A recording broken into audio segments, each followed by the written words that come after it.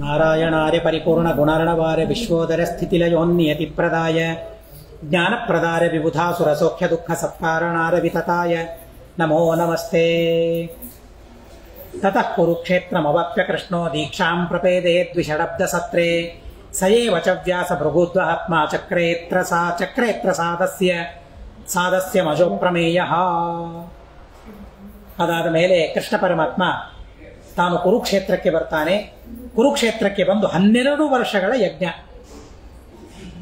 ದೇವರಂತಾನೆ, ನಮಗೆ ಆ ಯಜ್ಞಗಳನ್ನು ಮಾಡಲಿಕ್ಕಾಗೋದಿಲ್ಲ, ಜ್ಞಾನಯಜ್ಞವನ್ನು ನಿರಂತರ ಮಾಡಬೇಕು ಅಂತನ್ನೋದನ್ನ, ಪ್ರತಿನಿತ್ಯ ಜ್ಞಾನಯಜ್ಞ ಆಗಲೇಬೇಕು ಅಂತನ್ನೋದಕ್ಕೆ ಸೂಚನೆ. ಮತ್ತು ಈ ಯಜ್ಞಗಳನ್ನು ಕೂಡ ಕರ್ಮಗಳನ್ನು ಹೆಚ್ಚು ಹೆಚ್ಚು ಕಾಲ ನಾವು ಮಾಡಬೇಕು, ಯಜ್ಞಯಾಗಾದಿಗಳನ್ನು. ಕೃಷ್ಣ ಪರಮಾತ್ಮ 12 ವರ್ಷಗಳ ಕಾಲ ಯಜ್ಞವನ್ನು ಮಾಡಲಿಕ್ಕೆ ಪ್ರಾರಂಭ ಮಾಡ್ತಾನೆ. ಆ ದೀಕ್ಷೆಯನ್ನ ಪಡಿತಾನೆ. ಅಲ್ಲಿ ವೇದವ್ಯಾಸ ದೇವರು, ಪರಶುರಾಮ ದೇವರು 2 ರೂಪಗಳಿಂದ ಪರಮಾತ್ಮ ಅಲ್ಲಿ ಸನ್ನಿಹಿತನಾಗಿದ್ದಾನೆ. ಸ್ವಯಂ ಕೃಷ್ಣ ಪರಮಾತ್ಮ ಯಜಮಾನ, ಪರಶುರಾಮ ದೇವರು ಹಾಗೂ ವೇದವ್ಯಾಸ ದೇವರು ಸದಸ್ಯರಾಗ್ತಾರೆ ಅಲ್ಲಿ. ತತ್ರ ತ್ವಿಜೋ ದಕ್ಷ ಭೃಗು ಪ್ರಧಾನಾಃ ಪಾರ್ಥಾಯದೂನಾಂ ಪ್ರವರೈಃ ಸಮೇತಾಃ ಬ್ರಹ್ಮೇಶ ಚಕ್ರ ಪ್ರಮುಖಾಸುರಾಶ್ಚ ಚಕ್ರುಸ್ಸು ಸಾಚಿವ್ಯಮನಂತ ದಾಸಾಃ. ಆ ಯಜ್ಞ ಸ್ವಯಂ ದೇವರು ಮಾಡಲಿಕ್ಕೆ ಪ್ರಾರಂಭ ಮಾಡಿದಾಗ ದಕ್ಷ, ಭೃಗು ಇವರೇ ಮೊದಲಾದವರು ಋತ್ವಿಜರಾಗ್ತಾರೆ. ಪಾಂಡವರೆಲ್ಲರೂ ಅಲ್ಲಿಗೆ ಬರ್ತಾರೆ, ಯಾದವರು ಬರ್ತಾರೆ, ಬ್ರಹ್ಮರುದ್ರ ಇಂದ್ರ ಮೊದಲಾಗಿರತಕ್ಕಂತಹ ದೇವತೆಗಳು ಅಲ್ಲಿ ಬರ್ತಾರೆ. ಬಂದು ಎಲ್ಲರೂ ಸೇವೆ ಮಾಡುವುದಕ್ಕಾಗಿ ಕಟಿಬದ್ಧರಾಗ್ತಾರೆ. ಸರ್ವೇ ಚ ಜೀವಾ ವಸುಧಾತಲಸ್ಥಾಯೇನ್ಯೇಂತರಿಕ್ಷದ್ಯುಮುಖೋತ್ತರೇಷು ವಸಂತಿ ನಾರಾಯಣ ಪಾದ ಸಂಶ್ರಯಾಸ್ತೆ ಚಾತ್ರ ಸರ್ವೇ ಮುಮುದುಸ್ಸನಾಗಾಹ. ನೆಲದ ಮೇಲೆ ಇರುವ ಜೀವರಾಶಿಗಳೆಲ್ಲ ಬರ್ತಾರೆ. ಅಂತರಿಕ್ಷದಲ್ಲಿರುವ ಜೀವರು, ದ್ಯುಲೋಕದಲ್ಲಿರುವ ಜೀವರು, ಬೇರೆ ಬೇರೆ ಲೋಕಗಳಲ್ಲಿರುವ ಜೀವರು, ಪಾತಾಳ ಲೋಕದಲ್ಲಿರತಕ್ಕಂತಹ ಜೀವರಾಶಿಗಳು, ನಾಗಗಳು, ಸರ್ಪಗಳು, ಎಲ್ಲ ತರಹದ ಜೀವರಾಶಿಗಳು. ಯಾರು ಸಾತ್ವಿಕರಿದ್ದಾರೆ ಆ ಎಲ್ಲ ಸಾತ್ವಿಕರು ಕೃಷ್ಣನನ್ನು ನೋಡಬೇಕು, ಆ ಯಾಗವನ್ನು ನೋಡಬೇಕು ಅಂತ ಹೇಳಿ ಆ ಯಜ್ಞಕ್ಕೆ ಬರ್ತಾರೆ. ಸುನಿರ್ಣಯ ತತ್ವ ವಿನಿರ್ಣಯಾರ್ಥಿನಾಂ ತತ್ವಸ್ಯ ಚ ಬೋಧಿಹ ವಾದಶೀಲಿನಾಂ ಮಿಥೋ ವಿವಾದಾತ್ ಸುರಭೂಸುರಾಣಾಂ ವಾಕ್ಯಾಧರೇರ್ ವ್ಯಾಸ ಭೃಗುತ್ವ ಆತ್ಮನಃ. ಅಲ್ಲಿ ದೇವತೆಗಳಿಗೆ ಮತ್ತು ಋಷಿಗಳಿಗೆ, ಮುನಿಗಳಿಗೆ ಪರಸ್ಪರ ವಾದವಾಗ್ತದೆ. ಸುರಭೂಸುರಾಣ, ಋಷಿಗಳು ಪ್ರಶ್ನೆಯನ್ನು ಕೇಳಬೇಕು, ದೇವತೆಗಳು ಅದಕ್ಕೆ ಉತ್ತರವನ್ನು ಹೇಳಬೇಕು. ದೇವತೆಗಳು ಉತ್ತರವನ್ನು ಹೇಳಿದಾಗ ಅದು ಮತ್ತಿಷ್ಟು ಗಟ್ಟಿಯಾಗುವಂತೆ ಬ್ರಹ್ಮದೇವರು ಹೇಳಬೇಕು. ಪರಮಾತ್ಮ ಕೊನೆಯ ನಿರ್ಧಾರವನ್ನು ಮಾಡಬೇಕು. ಇಂಥ ಅದ್ಭುತವಾಗಿರತಕ್ಕಂತಹ ಜ್ಞಾನಯಜ್ಞ ಅಲ್ಲಿ ವಾದ, ಅಲ್ಲಿ ಅತ್ಯದ್ಭುತವಾದ ರೀತಿಯಲ್ಲಿ ವಾದ ವಿವಾದ ನಡೆದು ಒಳ್ಳೆ ನಿರ್ಣಯಗಳು ಹೊರಗೆ ಬರ್ತಾ ಇವೆ. ಸುನಿರ್ಣಯ ತತ್ವ ವಿನಿರ್ಣಯಾರ್ಥಿನಾಂ, ತತ್ವ ವಿನಿರ್ಣಯವಾಗಬೇಕು ಅಂತನ್ನೋ ಅಭಿಪ್ರಾಯ ಇದ್ದವರಿಗೆ ಒಳ್ಳೊಳ್ಳೆ ನಿರ್ಣಯಗಳು ಅಲ್ಲಿ ಅವರಿಗೆ ಸಿಗ್ತಾ ಇವೆ. ಈ ರೀತಿಯಾಗಿ ಸುಂದರವಾಗಿ ಯಜ್ಞ ನಡೀತಾ ಇದೆ.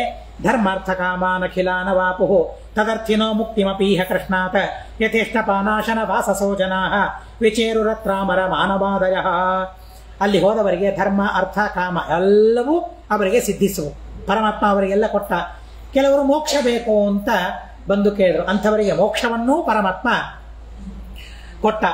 ಹೀಗೆ ದೇವತೆಗಳು, ಮನುಷ್ಯರು ಇವರೆಲ್ಲರೂ ಕೂಡ ಏನೇನು ಬೇಕೋ ಅವುಗಳನ್ನೆಲ್ಲ ಪಡೆದರು. ಇಷ್ಟೆಲ್ಲ ಪಡೆದ ಮೇಲೆ ಅವರಿಗೆ ಅನ್ನ ಸಿಗಲಿಲ್ವಾ, ನೀರು ಸಿಗಲಿಲ್ವಾ, ಅದನ್ನು ಹೇಳಬೇಕಾ? ಇಲ್ಲ, ಅನ್ನಪಾನಾದಿಗಳು ಕೂಡ ಯಥೇಚ್ಛವಾಗಿ ಅವರಿಗೆಲ್ಲ ಸಿಕ್ವು. ಕ್ಷೇತ್ರಂ ತದಾಸೀತ್ ಹರಿಲೋಕ ಸಂಮಿತಂ ಯದೀಯುರತ್ರಾಖಿಲ ಸಜ್ಜನಾಯುತಿಂ ನಾನಾಪ್ತ ಕಾಮಾಶ್ಚ ತಥೋ ಬಭೂವು ನಿರ್ಯತ್ನ ದೃಶ್ಯಶ್ಚ ಯತೋತ್ರ ಕೇಶವಃ. ಆ ಕುರುಕ್ಷೇತ್ರ ಪರಮಾತ್ಮ ಯಾಗ ಮಾಡುವ ಸಂದರ್ಭ ಹೇಗಿತ್ತು ಅಂತಂದ್ರೆ, ಕಾಲ ಪ್ರದೇಶ ಹೇಗಿತ್ತು ಅಂತಂದ್ರೆ ಹರಿಲೋಕ ಸಂಮಿತಂ, ವೈಕುಂಠದ ಹಾಗೇನೆ ಆ ಪ್ರದೇಶ ಇತ್ತು, ಆ ಕುರುಕ್ಷೇತ್ರ ಇತ್ತು. ಯಾಕೆ ಅಂದ್ರೆ ಎಲ್ಲ ಸಜ್ಜನರು ಅಲ್ಲಿ ಸೇರಿದ್ದಾರೆ. ಮೋಕ್ಷ ಅಂದ್ರೆ ಏನು? ಎಲ್ಲ ಸಜ್ಜನರು ಸೇರಿ ಇರೋದೇ ಮೋಕ್ಷ. ಹೀಗಾಗಿ ಅಲ್ಲಿ ಎಲ್ಲೂ ಸಜ್ಜನರು ಸೇರಿದ್ರು. ಆಮೇಲೆ ಅಲ್ಲಿ ಹೋದ ಮೇಲೆ ಇಂಥ ನನ್ನ ಅಪೇಕ್ಷೆ ಪೂರ್ಣವಾಗಲಿಲ್ಲ, ಯಾರಿಗೂ ಇರಲಿಲ್ಲ. ಮೋಕ್ಷದಲ್ಲಿ ಹಾಗೇನೇ ಇಲ್ಲ, ಹೀಗಾಗಿ ಅದು ಮೋಕ್ಷ.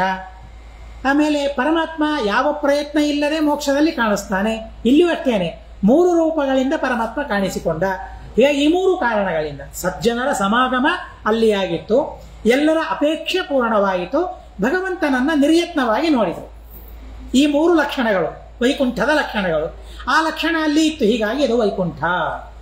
ನಮ್ಮ ಮಠವನ್ನು ಕೂಡ ವೈಕುಂಠ ಅಂತ ಕಾವ್ಯಗಳಲ್ಲಿ ವರ್ಣನೆ ಮಾಡಿದ್ದಾರೆ. ನೀವು ಅದನ್ನು ಕೇಳಿದ್ದೀರಿ. ಸತ್ಯನಾಥ ಮಹಾತ್ಮ ರತ್ನಾಕರ ಸತ್ಯನಾಥ ಅಭ್ಯುದಯದಲ್ಲಿ ಹೇಳಿದ್ದಾರೆ, ವೈಕುಂಠ ನಿವಾಸ ಅಂತ ಹೇಳ್ತಾರೆ. ಯಾಕೆ? ಇಲ್ಲಿಯೂ ಈ 3 ಇವೆ. ಎಲ್ಲ ಸಜ್ಜನರ ಸಮಾಗಮ ಇಲ್ಲಿ ಆಗ್ತದೆ, ಎಲ್ಲರ ಅಪೇಕ್ಷೆಗಳು ಪೂರ್ಣವಾಗ್ತದೆ. ಅದಕ್ಕಾಗಿಯೇ ಸ್ವಾಮಿಗಳು ಮಂತ್ರಾಕ್ಷತೆಯನ್ನು ಕೊಡ್ತಾರೆ. ದೇವರು ನಿರ್ಯತ್ನವಾಗಿ ಕಾಣಿಸ್ತಾನೆ.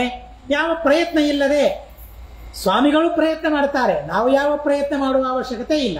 ಕೂತಲ್ಲಿಯೇನೇ ದೇವರ ಸಂದರ್ಶನ ನಮಗಾಗ್ತದೆ. ಆದ್ದರಿಂದಾಗಿಯೂ ಇದು ವೈಕುಂಠ ಸದೃಶ, ಭೂವೈಕುಂಠ ಅಂತ ಇದನ್ನ ವ್ಯವಹಾರ ಮಾಡಿದ್ದಾರೆ, ಶ್ರೀಮಠವನ್ನು ವ್ಯವಹಾರ ಮಾಡಿದ್ದಾರೆ. ದ್ವಾದಶಾಬ್ದಂ ಮಹಾಸತ್ರಮೇವಮೇತಾದೃಶಂ ಹರಿಹಿ ಸಮಾಪ್ಯಾವಭೃತ ಸ್ನಾತಃ ಪೂಜರಿತ್ವಾಖಿಲಾಂಜನಾನ್ ಅನುಜಜ್ಞೆ ಕ್ರಮೇಣೇವ ವತ್ಸರೇಣ ಸಮಾಗತಾನ್. 12 ವರ್ಷದ ಆ ಮಹಾಸತ್ರವನ್ನ ಪರಮಾತ್ಮ ಪೂರ್ಣ ಮಾಡಿ ಅವಭೃತ ಸ್ನಾನವನ್ನ ಮಾಡಿ ಬಂದ ಎಲ್ಲ ಜನರನ್ನ ಪೂಜೆ ಮಾಡ್ತಾನೆ. ಜನರನ್ನ ಕಳಿಸಿಕೊಡೋದಕ್ಕಾಗಿ, ಅವರಿಗೆ ಬೇಕಾದ ವಸ್ತುಗಳನ್ನು ಕೊಟ್ಟು ಕಳಿಸಿಕೊಡೋದಕ್ಕಾಗಿ ದೇವರಿಗೆ 1 ವರ್ಷ ಆಯ್ತಂತೆ. ದೇವರಿಗೆ 1 ವರ್ಷ ಆಯ್ತಂತೆ ಕಳಿಸಿಕೊಡೋದಕ್ಕಾಗಿ, ಬೀಳ್ಕೊಡೋದಕ್ಕಾಗಿ. ಮಹಾಸಮಾರಾಧನೆ ಚಾತುರ್ಮಾಸ್ಯ ಆಗುವಾಗಲೂ ಕೂಡ ಹಿಂದಕ್ಕೆ ಹಾಗೆ ಆಗ್ತಿತ್ತು. 3 ದಿವಸ ಆಯಿತು ಅಂದ್ರೆ ಮಂತ್ರಾಕ್ಷತೆಗೆ ನಾವು ಹೋಗ್ಬೇಕು, ಇಲ್ಲ ನಾಳೆ ಇರು ಅಂತ ಹೇಳ್ಬೇಕು. ಅವರು 4ನೇ ದಿವಸ ಮತ್ತೆ ಇರ್ಬೇಕು, ಅವರೆಲ್ಲಿ ಹೋಗ್ತಾರೆ ಅಲ್ಲಿ ಮುಂದುವರಿಬೇಕದು. 4ನೇ ದಿವಸ, 5ನೇ ದಿವಸ, ಕೆಲವು ದಿವಸ 10 ದಿವಸಗಳಾದ ಮೇಲೆ ಮಂತ್ರಾಕ್ಷತೆ, ಕೆಲವರಿಗೆ 15 ದಿವಸ ಆದ್ಮೇಲೆ ಕೆಲವರಿಗೆ ಮಂತ್ರಾಕ್ಷತೆ, ಹೀಗೆ ಆಗ್ತಾ ಇತ್ತು. ಅದು ಹಿರಿಯ ಸ್ವಾಮಿಗಳ ಕಾಲದಲ್ಲಿ ಅಂತೂ ಇರಲೇಬೇಕು, ಕೊಡೋದಿಲ್ಲ, ಮಂತ್ರಾಕ್ಷತೆ ಕೊಡೋದಿಲ್ಲ. ಮಂತ್ರಾಕ್ಷತೆ ಇಲ್ಲದೆ ಹೋದ್ರೆ ಏನೋ ಒಂದು ಅನರ್ಥ ಆಗ್ತಿತ್ತು. ಅನುಭವಿಸದವರಿದ್ದಾರೆ, ಮಂತ್ರಾಕ್ಷತೆ ಇಲ್ಲದೆ ಹೋಗ್ತಾರೆ, ಏನೋ ತೊಂದರೆ ಆಗಬೇಕು, ಅಥವಾ ಹೋದಾಗ ಬಸ್ ಸಿಗೋದಿಲ್ಲ, ವಾಹನ ಸಿಗೋದಿಲ್ಲ, ಮತ್ತೆ ತಿರುಗಿ ಬರಬೇಕು. ಅದಕ್ಕೆ ಕೊಡೋದಿಲ್ಲ ಅಂತ ಹೇಳಿದ್ದೆ, ಬೇಡ ಅಂತ ಹೇಳಿದ್ದೆ. ಮಹಾಸ್ವಾಮಿಗಳು ಹೇಳ್ಬೇಕು, ಮಂತ್ರಾಕ್ಷತೆ ಕೊಟ್ಟು ಹೋದ್ರೆ ಎಷ್ಟು ವಿಘ್ನಗಳಿದ್ರೂ ಸುಖವಾಗಿ ಊರು ಸೇರಿದ ಪ್ರಸಂಗಗಳು. ಒಂದಲ್ಲ ಎರಡಲ್ಲ, ಇಂಥದ್ದು ಸಾವಿರಾರು ಅಲ್ಲ ಲಕ್ಷಾವಧಿ ಇಂತಹ ಮಹಿಮೆಗಳು ಆಗಿವೆ. ಹಾಗೆ ಎಲ್ಲರನ್ನು ಬೀಳ್ಕೊಡೋದಕ್ಕಾಗಿ 1 ವರ್ಷ ಅವರಿಗಾಯ್ತಂತೆ. ಅನುಜಜ್ಞೆ ಕ್ರಮೇಣೇವ ವತ್ಸರೇಣ ಸಮಾಗತಾನ್ ಸ್ವಕುಲಂ ಸಂಜಿಹೀರ್ಷುಸ್ಸ ವಿಪ್ರಶಾಪಮಜೀಜನತ ಉಪದಿಶ್ಯ ಪರಂ ಜ್ಞಾನಂ ಉದ್ಧವಾರ್ಯ ಉಮಾಶ್ರಮಂ. ಆಮೇಲೆ ತಮ್ಮ ಕುಲವನ್ನು ಸಂಹಾರ ಮಾಡಬೇಕು ಅಂತ ಭಗವಂತ ಸಂಕಲ್ಪ ಮಾಡಿಕೊಳ್ತಾನೆ. ಹೀಗಾಗಿ ವಶಿಷ್ಠ ವಿಶ್ವಾಮಿತ್ರಾದಿಗಳಿಂದ ಶಾಪ ಬರುವ ಹಾಗೆ ಮಾಡ್ತಾನೆ ಯದುಕುಲಕ್ಕೆ. ಮತ್ತೆ ಉದ್ಧವನಿಗೆ ಯೋಗ್ಯವಾದ ತತ್ವವನ್ನು ಉಪದೇಶ ಮಾಡ್ತಾರೆ. ಉಪದೇಶ ಮಾಡಿ ಅವರನ್ನ ಕಳಿಸ್ತಾರೆ, ಬದರಿಕಾಶ್ರಮಕ್ಕೆ ಅವರನ್ನ ಕಳಿಸ್ತಾರೆ. ಬದರಿಯಾಖ್ಯಂ ಪ್ರಾಪಯಿತ್ವ ಸಪ್ತಮಾಬ್ದಂ ಶತೋತ್ತರಂ ಪ್ರತೀಕ್ಷಂ. 107ನೇ ವರ್ಷಕ್ಕಾಗಿ ದೇವರು ಕಾಯ್ತಾ ಕೊಡ್ತಾನೆ. ಯಾಕೆಂದ್ರೆ 107ನೇ ವರ್ಷಕ್ಕೆ ಪರಮಾತ್ಮ ಒಂದು ರೂಪದಿಂದ ಈ ಲೋಕವನ್ನು ಪರಿತ್ಯಾಗ ಮಾಡಿ ತಾನು ತನ್ನ ಲೋಕಕ್ಕೆ ಪ್ರಯಾಣ ಮಾಡಿದ್ದಾನೆ. ಹೀಗಾಗಿ ಆ 107ನೇ ವರ್ಷಕ್ಕಾಗಿ ಪರಮಾತ್ಮ ಕಾಯ್ತಾ ಕೂತಿದ್ದಾನೆ. ಅಂಥ ಸಂದರ್ಭದಲ್ಲಿ ಸಮಾರಬ್ಧಂ ಕಲಿಯುಗಂ ಯದಾ ದುರ್ಯೋಧನೋಪತತ ಷಟ್ತ್ರಿಂಶಾಬ್ದಂ ಪುನಃ ಕೃಷ್ಣ ಕೃತಮೇವ ಅನ್ವವರ್ತಯತ. ಯಾವಾಗ ದುರ್ಯೋಧನನ ಸಂಹಾರವಾಯಿತು ಅಲ್ಲಿಂದ ಕಲಿಯುಗ ಪ್ರಾರಂಭವಾಯಿತು. ಆದರೂ ಕೂಡ 36 ವರ್ಷಗಳ ತನಕ ಈ ಕಲಿಯುಗ ಸಂಧಿಕಾಲ, ದ್ವಾಪರ ಕಲಿಯುಗದ ಸಂಧಿಕಾಲ ಏನಿದೆಯಲ್ಲ ಅದನ್ನ ಕೃತಯುಗದಂತೆಯೇ ಪರಮಾತ್ಮ ಮಾಡ್ತಾನಂತೆ. ದುರ್ಯೋಧನನ ಪತನವಾದ ಮೇಲೆ ಕಲಿಯುಗ ಪ್ರಾರಂಭವಾದ ಮೇಲೆ ನಿಜವಾದ ಕಲಿಯುಗ ಅಂತ ಆಗ್ಬೇಕು, ಆದ್ರೆ ಕೃತಯುಗವಾಯ್ತಂತೆ ಕೃಷ್ಣ ಇದ್ದದ್ದಕ್ಕಾಗಿ. 1 ದಿವಸ ಅಲ್ಲ, 36 ವರ್ಷ ಕಾಯ್ತಾ ಕೂತ ಕಲಿ ಏನೂ ಮಾಡ್ಲಿಕ್ಕಾಗಲಿಲ್ಲ. ನನ್ನ ಯುಗ ಆದರೂ ಕೃತಯುಗ ಬಂದು ಕೂತಿದೆ, ಏನ್ ಮಾಡೋಣ ಏನ್ ಮಾಡೋಣ, ದೇವರಿದ್ದಾನೆ. ಕೃತಾನಪಿ ವಿಶೇಷೋ ಪುಣ್ಯಸ್ಯಾಧಿಕಂ ಫಲಂ ಅಲ್ಪಮೇವ ಚ ಪಾಪಸ್ಯ ಕಾಲಾತ್ ಕೃಷ್ಣಾಜ್ಞೆಯ ತಥಾ ಕೃತಯುಗಕ್ಕಿಂತಲೂ ವಿಶೇಷ ಅಂತ. ಯಾಕೆ?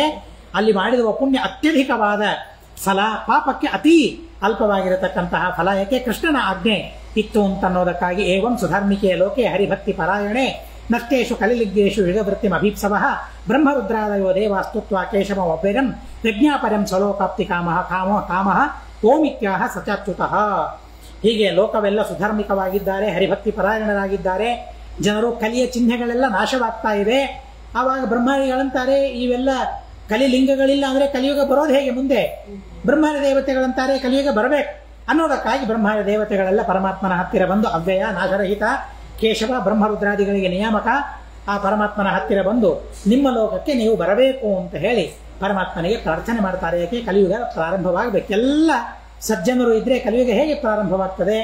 ಪ್ರಾರಂಭವಾಗೋದಿಲ್ಲ ಅನ್ನೋದಕ್ಕಾಗಿ ನಿಮ್ಮ ಲೋಕಕ್ಕೆ ನೀವು ಬರಬೇಕು ಅಂತ ಅನ್ನೋ ಪ್ರಾರ್ಥನೆಯನ್ನ ದೇವತೆಗಳೆಲ್ಲ ಮಾಡ್ತಾ ಇದ್ದಾರೆ ಅಂತ ತಿಳಿತಾ ಅಸ್ಮದ್ ಗುರುವಂತರ್ಗತ ತಾತ್ವಿಕ ದೇವತಾಂತರ್ಗತ